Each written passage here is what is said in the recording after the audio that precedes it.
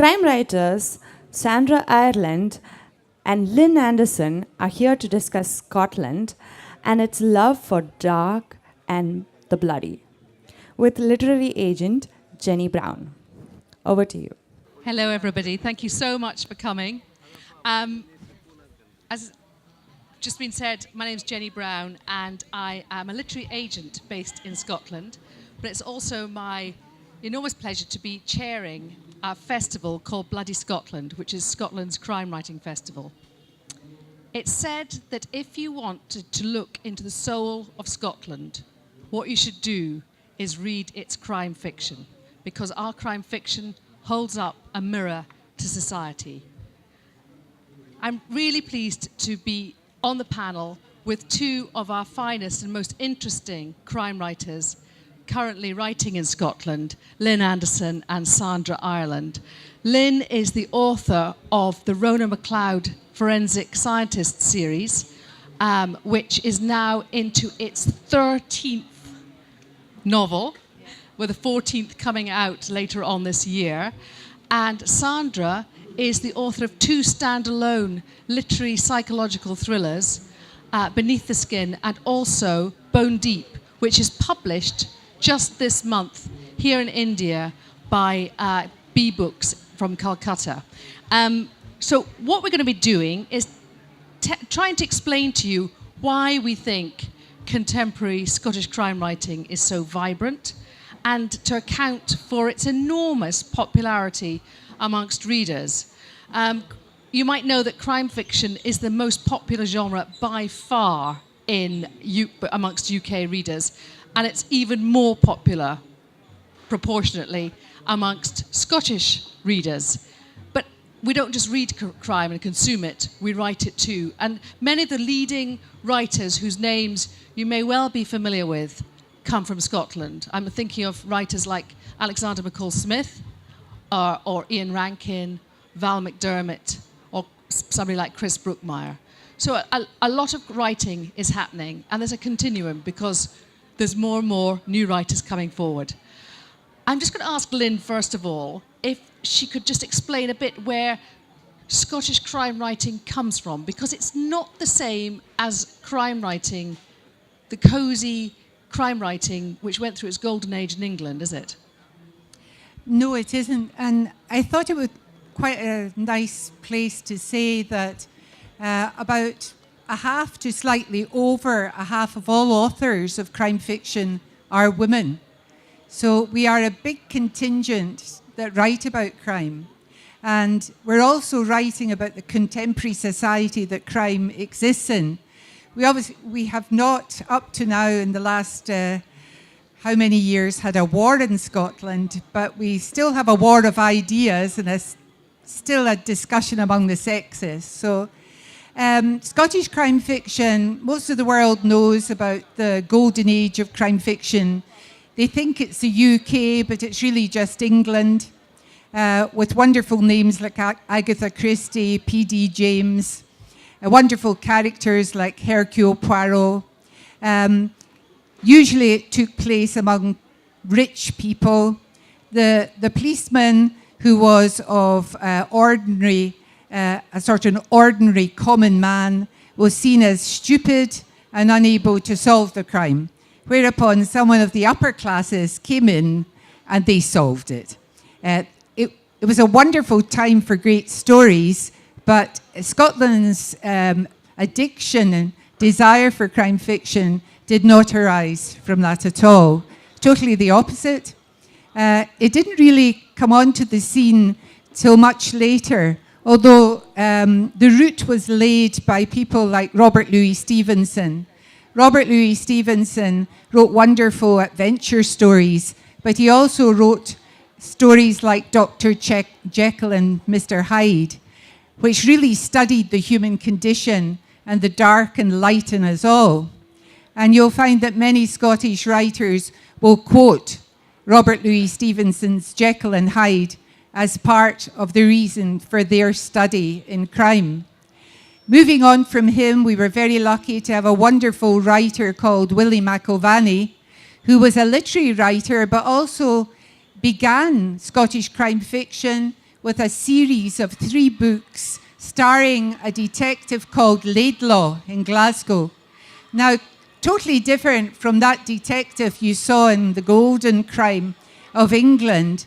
Laidlaw was a very, very intelligent man, a philosopher of life, who when he walked in on crimes being committed, he was far more interested in the psychology of why this has happened and the social context that had created the crime. He often said, who is the true monster among us that has created this crime? He was the inspiration for all our major writers like Val McDermid and Ian Rankin. They will all quote him. And for me too, reading Laidlaw, basically after Robert Louis Stevenson changed my life, because he wrote about crimes using the language of Scotland, and also the people were real in them. They weren't those characters that were in the cozy crime. They spoke like us. They had the dark troubles like us. And it really brought home that you could tell a story in Scotland, a crime story, in your own voice. Sandra, there's another kind of influence into our crime writing, isn't it? And it's even more ancient than Robert Louis Stevenson. Yeah, well, is that on? Can you hear me? Yeah. I've got a great interest in folk stories. Scotland's rich in folklore, like many cultures. And a lot of that has fed into my work.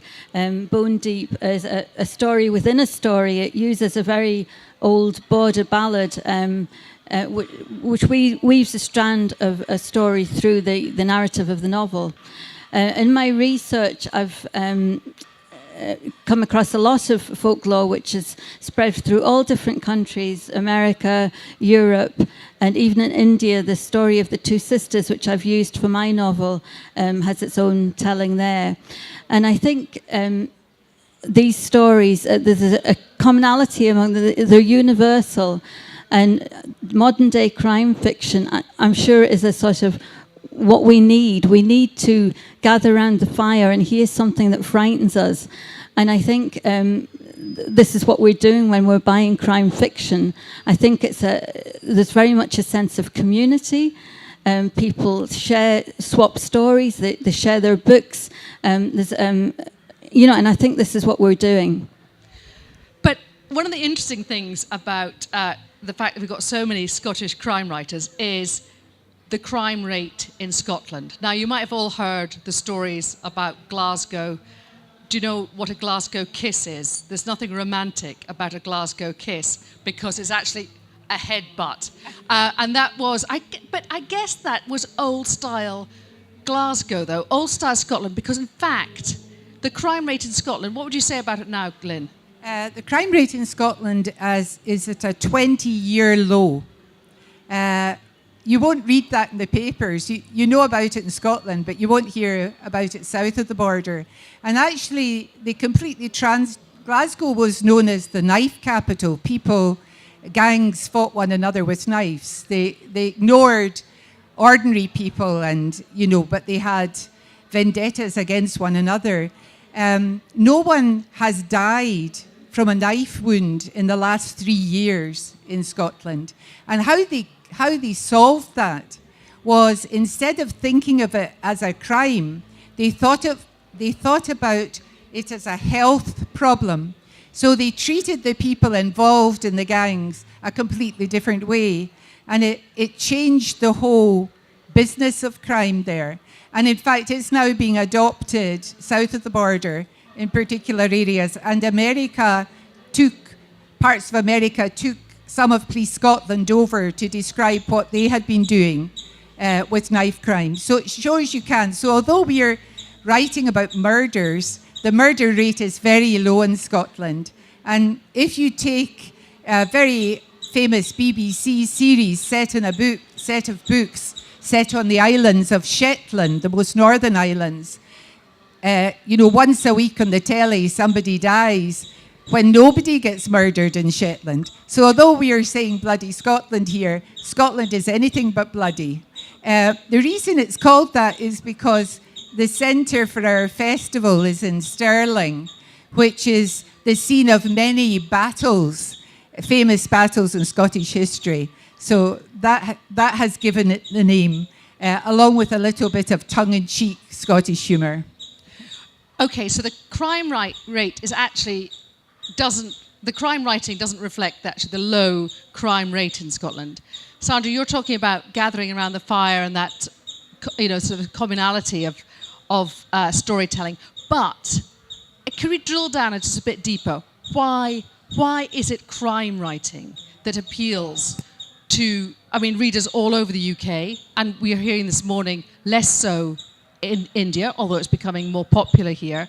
But what is it about? Why crime writing rather than, literary fiction or chick lit or other genres? What is it that crime writing does? Well, I think it's really interesting what Lynn was saying about the high percentage of women being crime writers. And I think it gives women a voice, not just as a writer, but when they read these novels, because statistics are one thing, but there's so much unreported crime, and that's what I like to explore in my books. Some of these things I have personal experience of. So in a sense, writing crime for me has given me a voice. We're talking about maybe coercive control, which is actually a crime in Scotland now. It's a crime to take anybody's liberty away, whether it's financial or dish out emotional abuse. And all of this happens so much you wouldn't believe it, but women will not, it's not always women, I have to say that, but it goes unreported. They won't even share these things with their family. So in a way, certainly from my experience, writing crime, not crime in my sense, I want to say noir really, something quite dark, is a way of exploring what goes on in these strange dynamics between people.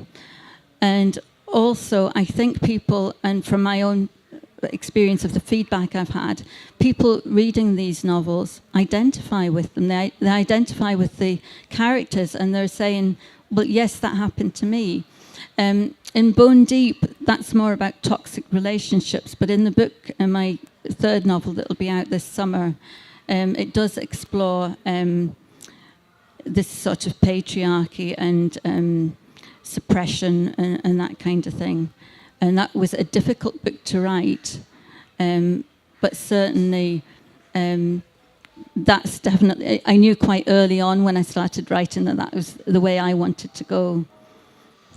Lynn, how has that influence, how has the influence of the William McIlvanys and before him, Stevenson, how has that affected your own work as you came to develop a series, a long-running series now, with a female protagonist? Yeah, it's quite interesting. I taught mathematics and computing science for 20 years. So I have lived and worked in quite heavily male environments. My father was a detective inspector in the police force, and he had 3 daughters. I can only imagine now when he used to warn us when we were going out at night, the worry he had about turning up at a scene of crime and finding that perhaps one of his daughters was involved. We used to try and make a joke of it. Were we going to be a victim or a perpetrator? Because we were 3 teenage girls at the time, so, And he worked on the front line, and we understood when something really bad had happened, because when he came home, he would go into the kitchen with my mother, and the door would be shut, and we were not allowed entry. They obviously needed to talk something over, and he needed to leave the world that he had been in behind and come back in to the world as he wanted it to be. So that had a very powerful influence on me. But creating Rona MacLeod, a female protagonist, back when I did that, it was not that usual. And I'll tell you a little story about that. She was inspired by a pupil I taught maths to, who went off to university to do this thing called forensic science. Now, nobody had seen anything about that at the time on the television, and to me it didn't sound like a real science. So I was a bit disappointed she didn't do maths and even computing. But she came back and spoke about it with such enthusiasm that when I came up with the idea of the very first book, which I didn't think would become, I wasn't planning a series, I was planning more like you, a one-off.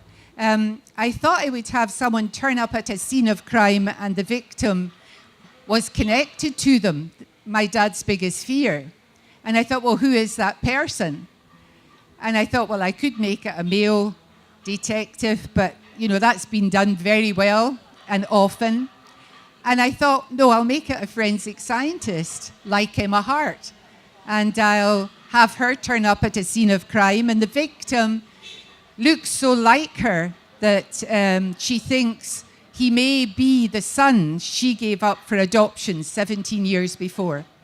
So the search for her son goes alongside the search for the killer. And that was the dramatic premise of the book. Shortly after, just before the book came out, because I write for screen as well, I was involved in a movie makers where we all went and pitched our ideas to various people and the BBC and our television companies. And I had to pitch mine to a BBC executive, and I pitched it much the way I've pitched it to you. And he looked at me and he shook his head and he said, I don't think that'll work.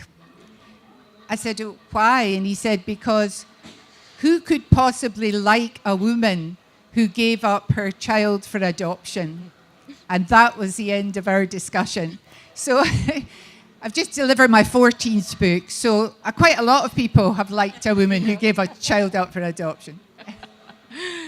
One of the real bonuses about being a writer based in Scotland, a crime writer, is the choice of location. And we've already mentioned Shetland, and there's been a huge vogue for crime writing based on the Scottish Islands, which of course give a fantastic premise to begin with, because often these islands are very remote from the nearest police force. It'll take days, if a body's discovered, it'll take days before the professionals can be brought in. So we've got those kind of crime novels, and also the crime novels set in inner cities. Do you both want to say something about location and setting and how important you feel it is to crime fiction, just in particular in general? Yeah. Well, I live in Angus, which is there's nothing ever happens there either, except in my novels. And Angus is just north of Dundee, which is on the east coast of Scotland. It's very rural. You've got hills and glens and lochs. And where I live, I'm right on the coast, so you've got the North Sea, which is very cold and has a life of its own. So it's really a perfect setting to fire the imagination. It also has a lot of history, a long history, and a lot of historic buildings. The setting for Bone Deep is actually an old watermill where I was a tour guide. Now, probably everybody knows that Scotland is associated with porridge. Everybody knows that we always have porridge for our breakfast. But in days gone by, oats were our staple food. They were added to everything. We had nothing else. If we didn't grind oats and we didn't have oats, we would starve, basically. And that's not that long ago. Barry Mill, where I used to work, is one of the last surviving watermills in Scotland. It has an atmosphere all of its own. There is another part of that tradition of the watermill that women were not allowed in to work. They weren't allowed to enter the building. Now, I can't find out whether that is due to superstition. Maybe they thought they brought bad luck, or it was just a grumpy miller not wanting his wife to come into the building. I don't know. But I always felt when I was there locking up on my own at night, there was an atmosphere about the place that I couldn't put my finger on it, but it was almost as if I wasn't welcome in there. And I thought, this is what I want to write about. It's that flip side of landscape. You know, we all have the chocolate box idea of what Scotland looks like, but there is a dark side to the actual landscape. It's very dramatic. The weather is dreich, as we were talking about dreich the other day. It's very heavy and damp. It can oppress your emotions so that you can feed all that into your writing, which is what I try to do. So the watermill became actually a central character in the book. So it's very much part of the story, and what happens in the watermill is part of the story. So I've kind of lost the thread of your question, but that is my idea of the sort of landscapes that I want to put in my books. Well, I've lived all over Scotland. I've lived in Glasgow, I've lived in Edinburgh, I lived in the Orkney Islands, I've lived in the Highlands. My family were all born in the Highlands. And up to fairly recently, most crime books were set in cities. They would be set in Glasgow, Dundee, later on Dundee, Edinburgh and Glasgow. But a forensic scientist goes everywhere. They are called in all over Scotland. And I wanted to go around Scotland so that when you visit the crime scene, you also visit the place. And the place itself is a major character in all the books. For example, one set on the northern island of Sandy. The ferry just goes once a day. It's an hour and a half. If the weather's bad, it doesn't go. Sandy doesn't have a police station. The islanders of 500 people police themselves. So you get incomers coming to the island and they don't realize, they think they're going to be away from civilization. What they don't realize that 500 people are going to watch their every move. So the idea of getting away with a crime on a remote Scottish island where everyone is watching you. However, when the police come in, the police are used to working in more urban situations. There's no CCTV to follow, all the police protocols, no CCTV. There is very little Wi-Fi. Your phone doesn't work. You know, you walk along the street a little bit, or drive along the street a little bit, you get a signal, you go stop the car, and then of course you've lost it, you've got to reverse. Now an urban policeman coming in to try and solve something there realizes they've got to rely on people, and you've got to find out the answers rurally from people and not from technology. And that's almost like taking the crime novel a bit back in time, where it was all about interviewing people and trying to, and remember on remote places, we all have secrets. And on an island community, there will be secrets. And some people will use those secrets to get back at other people by implicating them, by just spotting them somewhere. So it's a study, it's like what we talked about with Jekyll and Hyde. It's a study of the dark and the light in us all. When would we tell a lie to get back at somebody?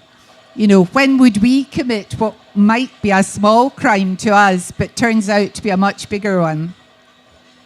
I mean, one of the factors in Scottish crime writing becoming ever more popular, and the reason that more publishers are looking out for Scottish crime writers has been the formation of Bloody Scotland Crime Writing Festival, which has now been we've just had its 7th edition.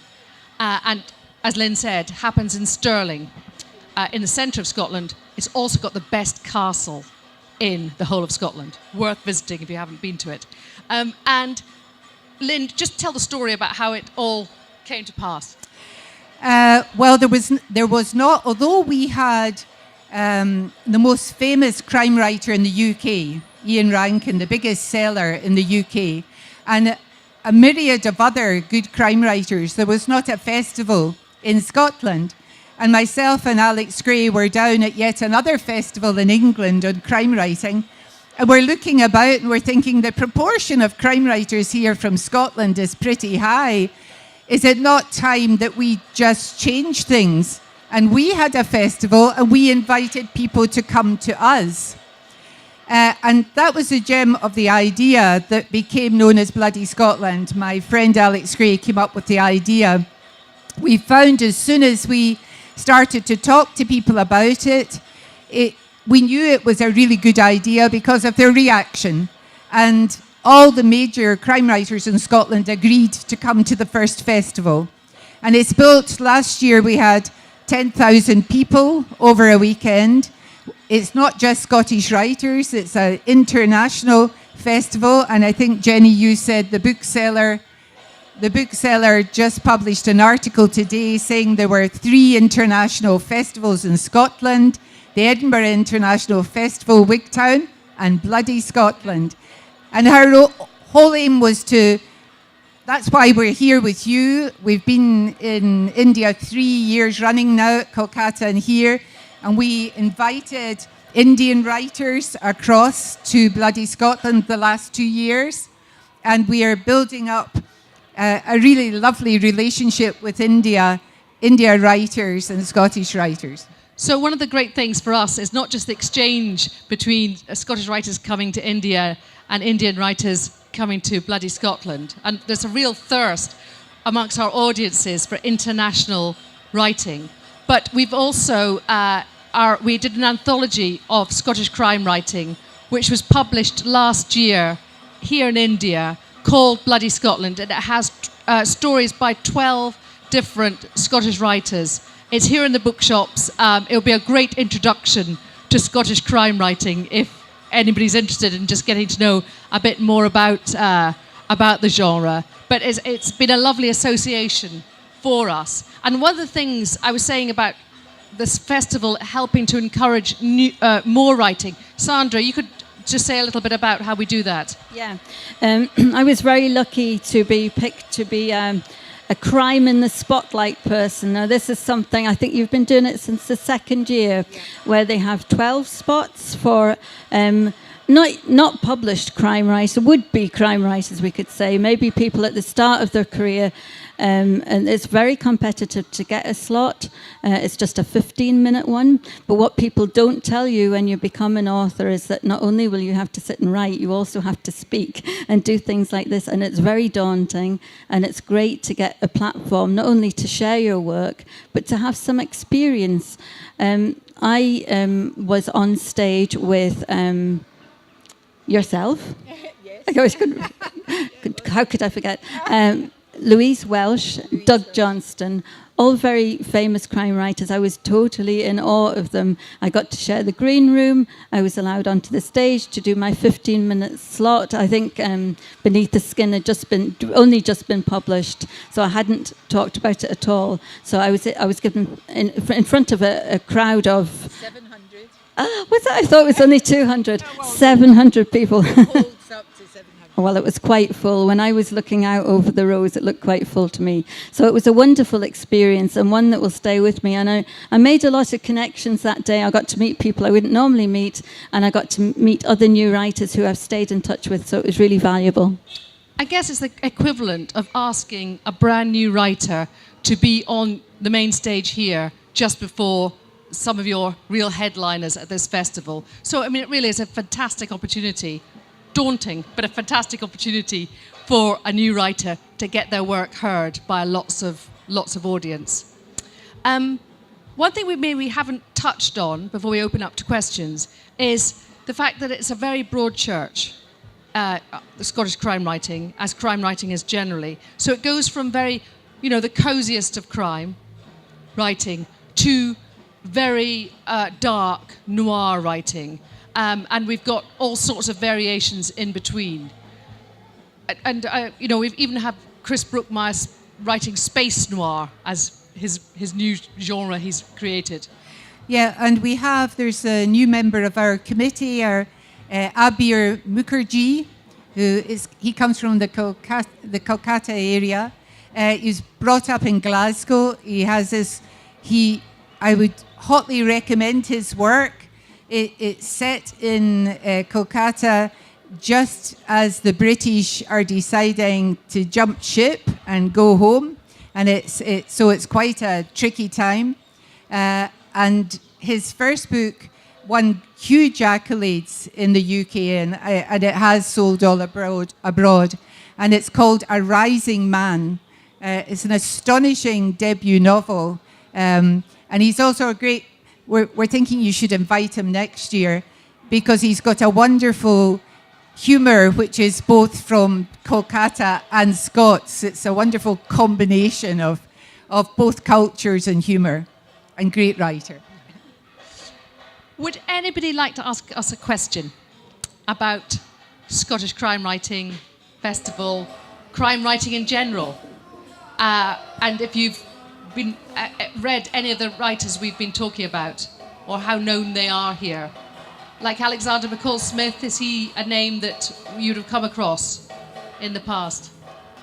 When you're writing this is more generic question related to crime writing, and not especially Scottish crime writing. When you write a novel, a crime novel, do you have a sketch of the novel in mind, or does it evolve as you keep writing? Okay, right. Everyone is different. Some people plan the whole thing out, write a huge treatment of what's going to happen, and then write the novel. If I did that, I would die of boredom. I couldn't do it that way. So I write for screen as well. So what happens to me, I have a sort of image of the opening scene, which I think, what is happening here, and why is it happening? And I write that down, and then that never changes. But you know where it's all begun. So you, the reader, know more already than the people walking onto the crime scene to investigate it. So as they start the investigation, I investigate along with my protagonist. That's how it works for me. So if I don't know who did it and why they did it, at page 100, there's no way you can know either. It's a bit of a scary way to write, but it's very exciting. And you've got to, that as all the story starts to come together, what you find is your characters have already decided what's happening. And you just follow your characters, and you follow, they become very dominant in terms of what you hear in your head. And that ending is, you know, the red fog of the denouement. And you just hope against hope you see through the fog, and it all falls into place. Sandra, do you plot it out beforehand? No, I agree with Lynn. You've got to keep the writing fresh. So I just write. I start off just write, and then I get to a point 3/4 of the way through when I think I have to make this into some kind of a shape. But that's where I usually get into trouble, and I have to go back and fix things.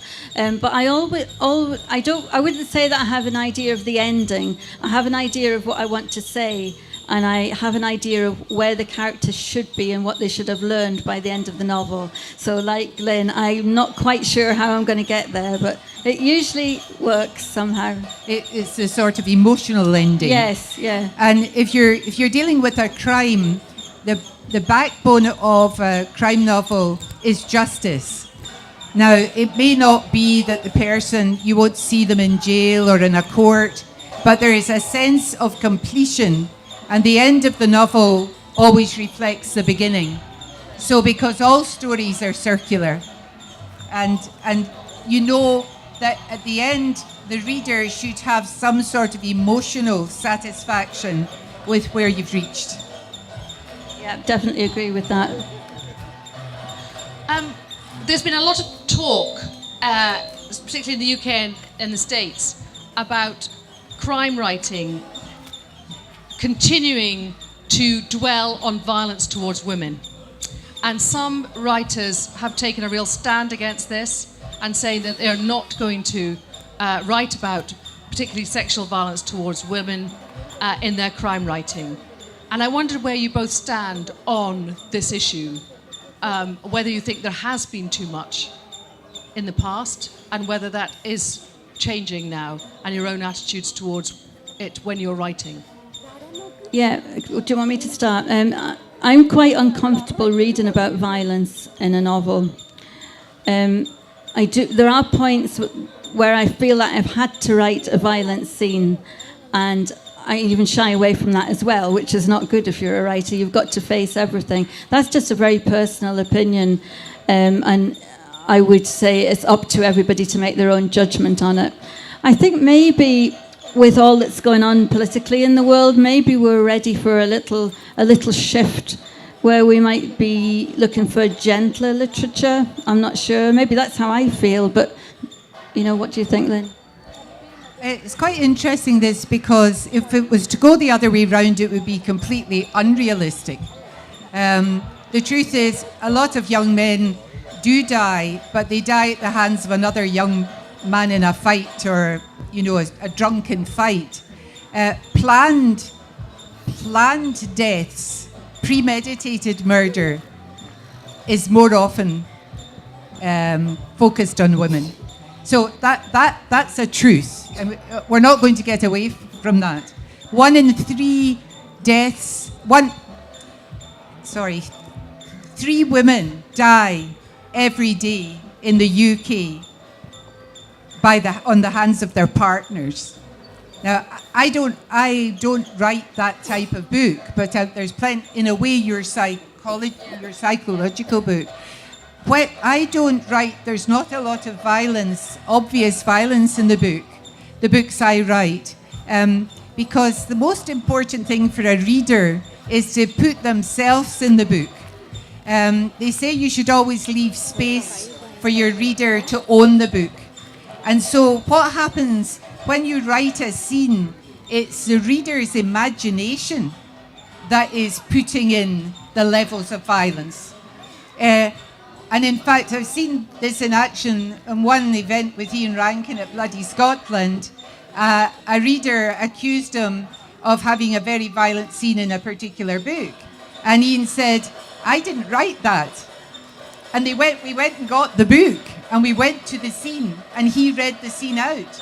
And what she said was not there, because it was in her head.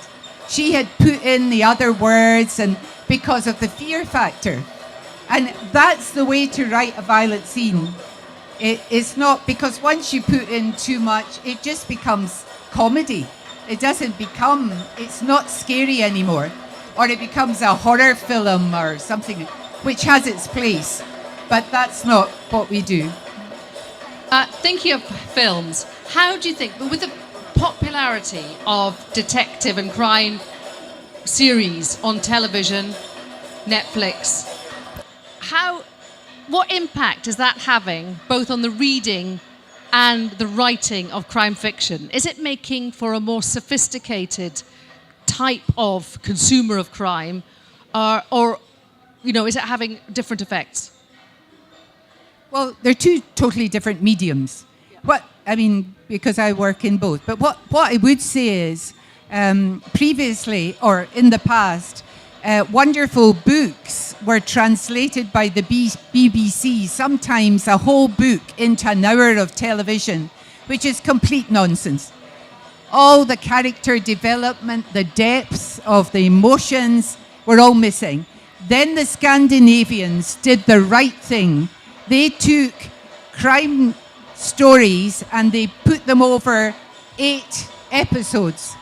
So you got the complexity, you got the wonderful emotional impact of a real book told, and they're almost like reading a chapter or watching a chapter of the book, reading a chapter. So I think in that respect, when they transfer to the screen, they are being done much better than they were done in the past.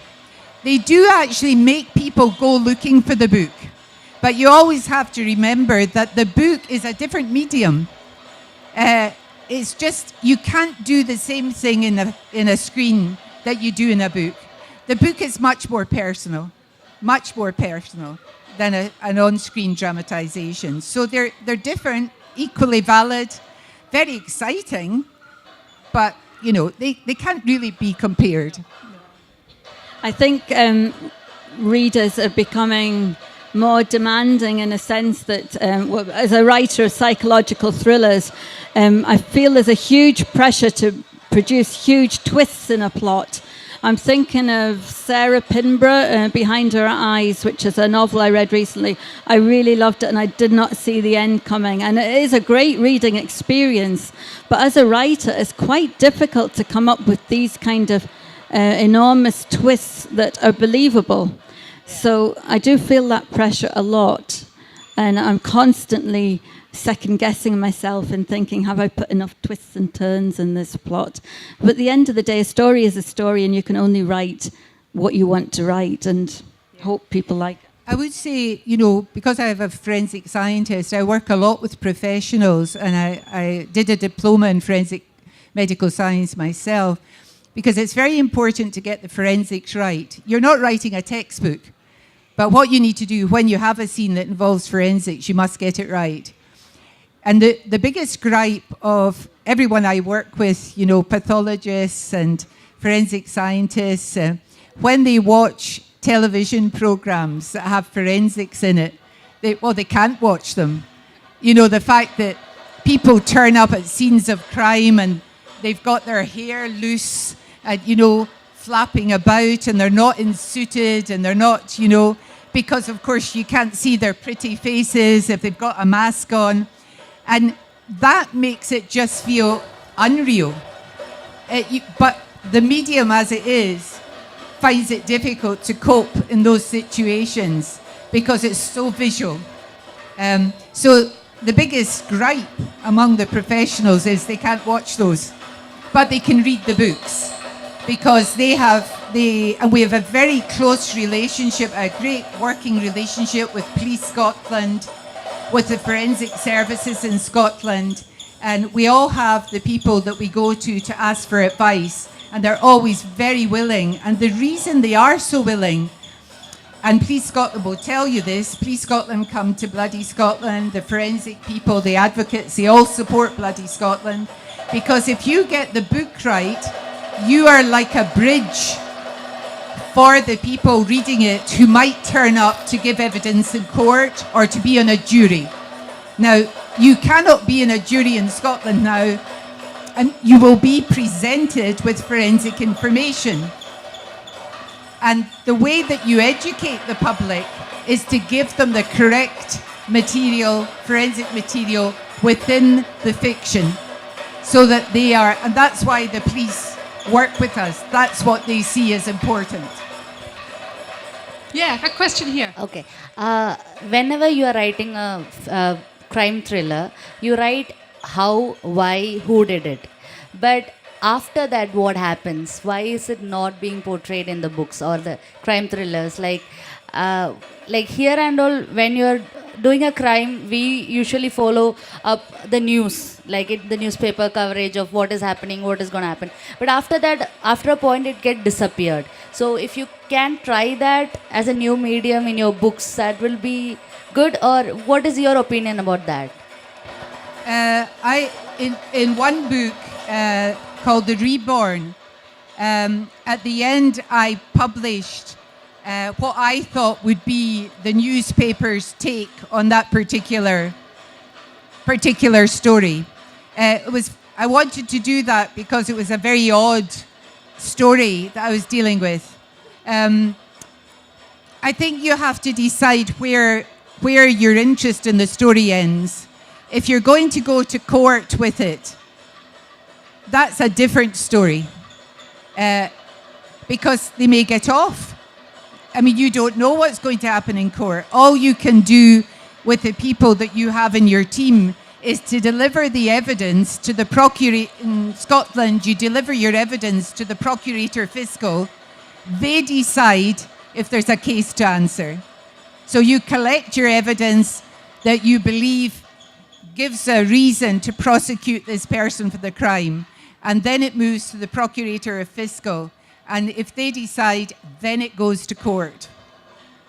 What I would say is the fallout for the people involved, I think, is quite important.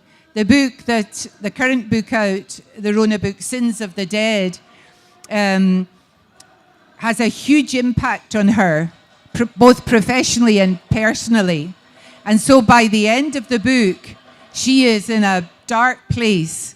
Now, what happens in Scotland, for professionals, they get sent to a place called Castlebrae, which really treats them for post-traumatic syndrome for people on the front line. That could be firemen, anyone that's dealing on the front line with very difficult. But she won't do that. She won't go and talk there. She would need to talk about it.